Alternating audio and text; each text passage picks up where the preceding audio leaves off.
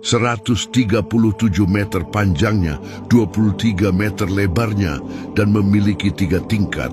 Alkitab mencatat ukurannya, tapi tidak menjelaskan bagaimana cara membangunnya.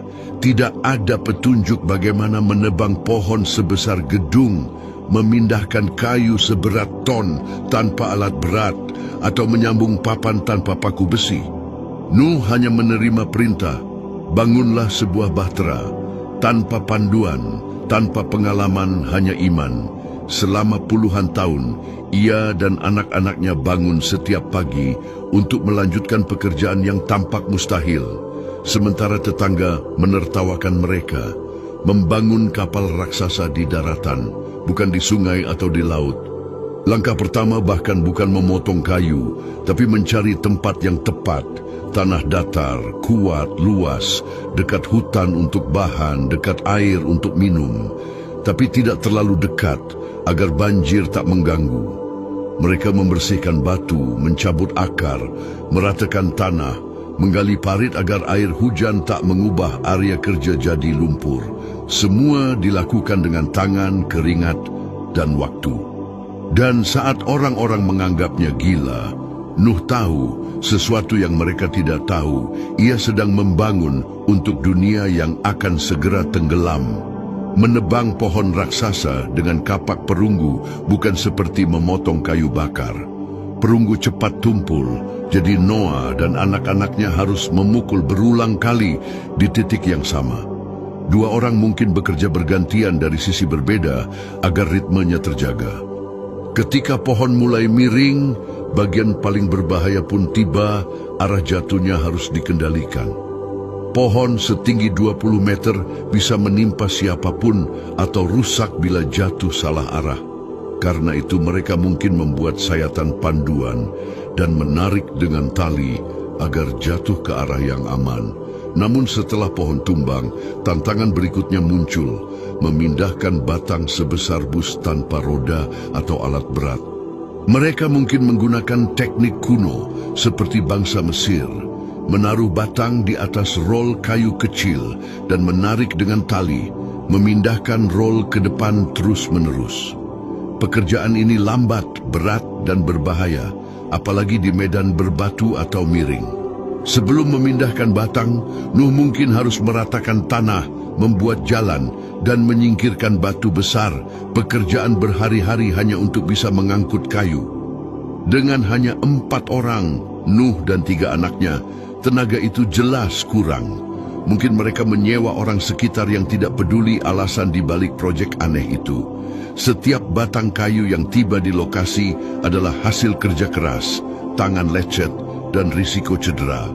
Setelah kayu ditebang dan dijemur, Nuh mulai membangun bagian paling penting, struktur utama kapal. Langkah pertama adalah membuat tulang punggung sepanjang sekitar 137 meter, jauh melebihi ukuran satu pohon manapun. Maka ia harus menyambung beberapa balok besar dengan presisi tinggi menggunakan pasak kayu keras. Setelah itu dibuat rangka melengkung di sisi-sisi kapal, dibentuk dengan memanaskan kayu menggunakan uap agar bisa dibengkokkan tanpa patah. Pembangunan bahtera bukan hanya proyek iman, tapi juga keajaiban teknik, kerja keras, dan ketekunan tanpa henti. Satu tulang rusuk retak saja bisa berarti berminggu-minggu pekerjaan hilang.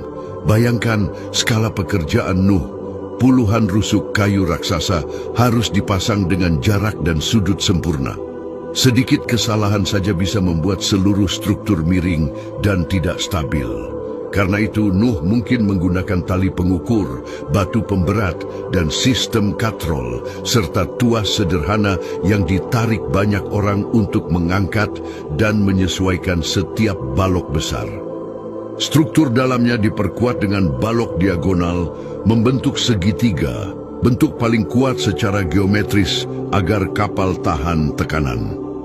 Setelah rangka selesai, pekerjaan paling penting dimulai, menyegel seluruh arca agar tidak bocor. Tuhan memerintahkan, betumlah dari dalam dan dari luar.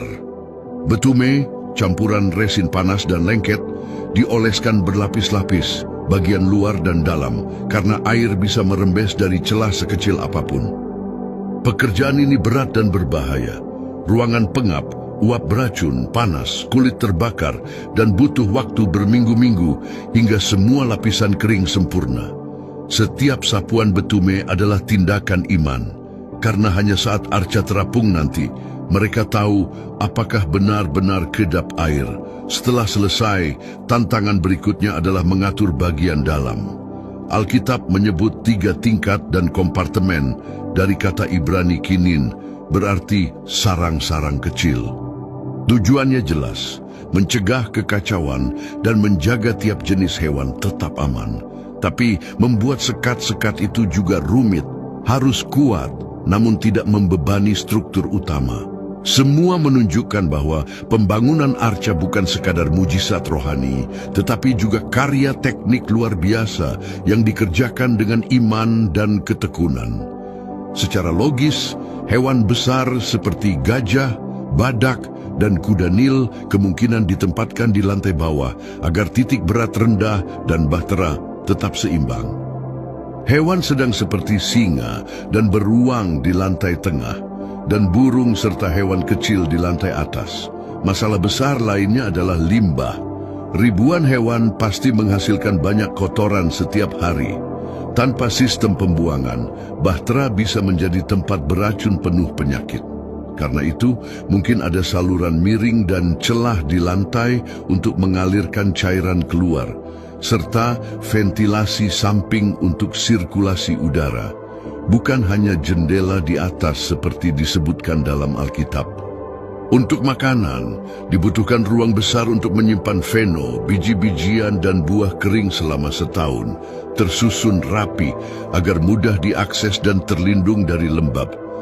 Bagian paling rumit adalah pintu, harus cukup besar untuk hewan besar seperti jerapah dan gajah, tetapi juga kuat agar tidak melemahkan struktur dinding. Karena itu, ditempatkan di sisi bahtera, bukan di depan atau belakang, dengan rangka kayu tebal dan penguat ekstra. Alkitab menyebut bahwa Tuhanlah yang menutup pintu, artinya Nuh hanya menyiapkan strukturnya. Namun, pasti ada lapisan betumen dan serat alami di tepi pintu sebagai penyekat air. Pintu besar itu mungkin menggunakan poros kayu vertikal sebagai engsel agar bisa berputar walau berat. Singkatnya, bahtera Nuh bukan sekadar kapal kayu besar, tapi rancangan yang sangat cerdas dengan sistem keseimbangan, ventilasi, pembuangan, dan penyegelan yang teliti. Ketika pintu bahtera akhirnya terpasang dan diuji, pembangunan itu selesai.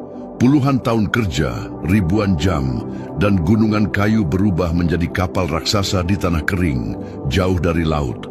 Noah hanya bisa memeriksa sambungan, memastikan tak ada retakan, dan mendengar bunyi kayu di bawah tekanan, berharap semuanya kokoh. Lalu hal paling menakjubkan terjadi, hewan-hewan mulai datang sendiri, dua-dua dari segala arah. Singa berjalan di samping rusa, burung berterbangan menuju pintu, reptil merayap, semuanya menuju satu tempat seolah ada tangan tak terlihat yang menuntun. Mereka masuk ke tempat masing-masing tanpa kebingungan. Ini bukan lagi proyek manusia, tapi karya ilahi. Setelah semua hewan masuk, Nuh dan keluarganya pun masuk. 8 orang semuanya. Lalu Tuhan menutup pintu. Pembangunan selesai, tapi ujian sejati baru dimulai. Bagaimana Nuh dan keluarganya bertahan di dalam bahtera selama air bah berlangsung. Saksikan video selanjutnya di link yang ada di komentar video ini.